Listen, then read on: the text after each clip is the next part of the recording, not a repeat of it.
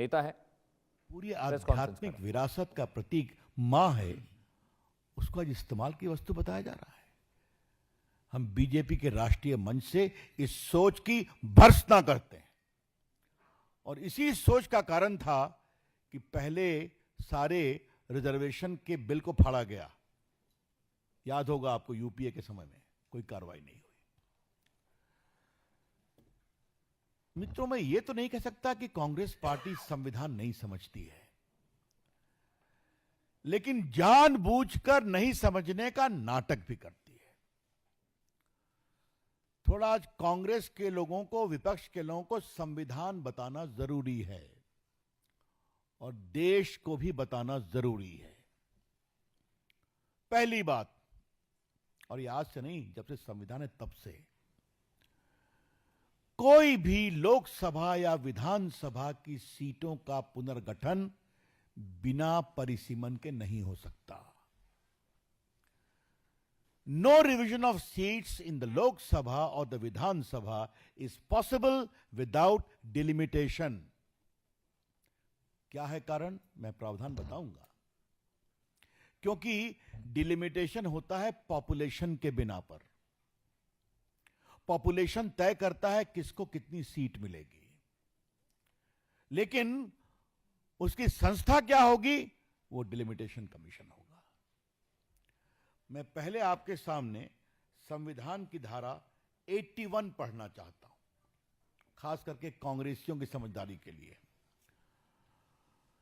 Subject to the provision of the House, the people shall consist of not more than 530 members chosen by election from the constituency of the state and not more than 20 from the union territory. दूसरा क्या है, और ये समझिए मैं clause 281 का पढ़ रहा हूं। 81 clause 2. There shall be allotted to each state a number of seats in the House of the People in such manner that the ratio between the number and the population of the state is the same as far as possible. और दूसरा क्या है, the state shall be divided into territorial constituency and so on and so forth. तो population की बिना पर seat होगी, और ये कैसे होगा, इसका सबसे इंपॉर्टेंट चीज आप जान लीजिए। क्लॉज 3 पढ़िए। In this article the expression population means the population as ascertained in the last preceding census of which the relevant figures are available. Population कौन होगा, जो पिछले सेंसस का फिगर अवेलेबल हो। अब आता है readjustment after each census, article 82। Upon the completion of each census, the allocation of seat in the House of the People and the state into territory shall be readjusted by such authority and in such manner as the Parliament may by determine. ये authority है delimitation commission, जो adjust करती है। 2002 में एक विषय आया, 2001 का सेंसस कंप्लीट हो गया। जो बार बार वाजपेयी जी की बात करते हैं ना, उसको भी क्लैरिफाई करना जरूरी है। उस समय एक बहुत आशंका प्रकट की गई कि पॉपुलेशन पर करेंगे 2001 में, तो दक्षिण भारत के तो स्टेट्स का पॉपुलेशन कम हो गया है, क्योंकि वहां परिवार नियोजन काफी हुआ है, तो हम तो सफर कर जाएंगे। तो वहां पर एक निर्णय किया गया 2001 में, वो ये था कि also until the relevant figure for the first census taken after the year 26 has been published, it shall not be necessary to readjust. The allocation of seat in the House of the People to the state shall be on the basis of 1971 census.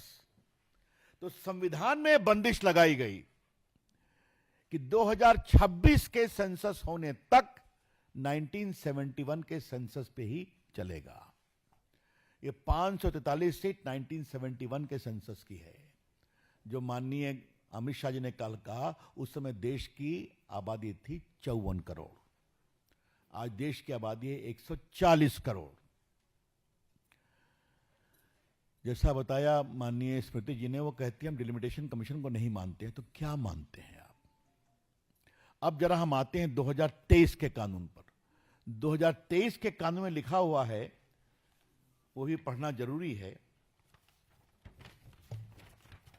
Article 334 notwithstanding anything in the foregoing provision so and so, the provision of the Constitution relating to reservation of seats for women in the House of the People and of the Assembly shall be come into effect after an exercise of delimitation is undertaken for the purpose of after relevant figure for the first time is taken after the commencement of the Constitution. Amendment. 23 के बाद जो पहला census होगा उसके आधार पर delimitation के आधार पर हम 33% करेंगे. अब ये चिंता क्या थी, इस बात को समझना बहुत जरूरी है. सेंसस जब भी हो दक्षिण भारत की संख्या घटती पॉपुलेशन के कारण. कल अमित शाह जी ने क्या बताया, जो नया संशोधन आया है उसमें सीधा क्या कहा गया है, 543 के बदले अब सीट्स की संख्या हो जाएगी 815. मतलब 543 की जगह पर आशंका नहीं हो तो हम इसको 815 मेंबर कर देंगे, पहली बात, ताकि 33% लोगों को आरक्षण मिल सके.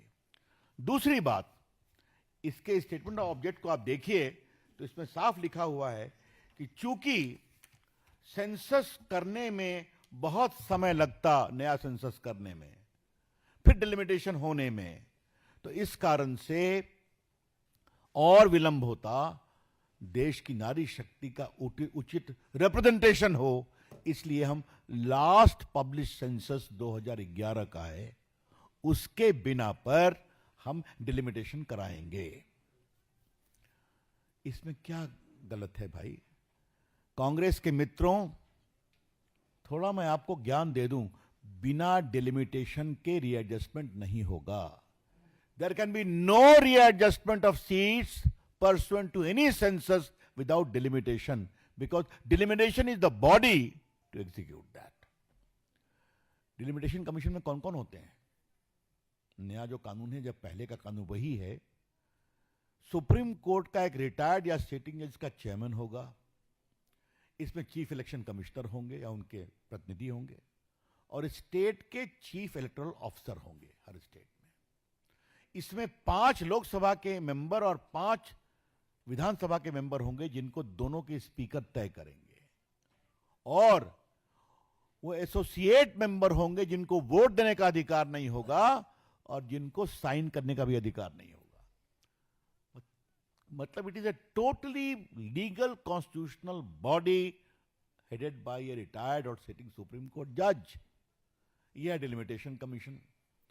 प्रियंका जी, राहुल जी से सवाल पूछना उचित है, समझदारी उन पर क्या है मुझे पता नहीं है, लेकिन मुझे यह बताइए आप कि आज तक कोई भी सेंसस का रीएडजस्टमेंट बिना डिलिमिटेशन कमीशन का हुआ है क्या?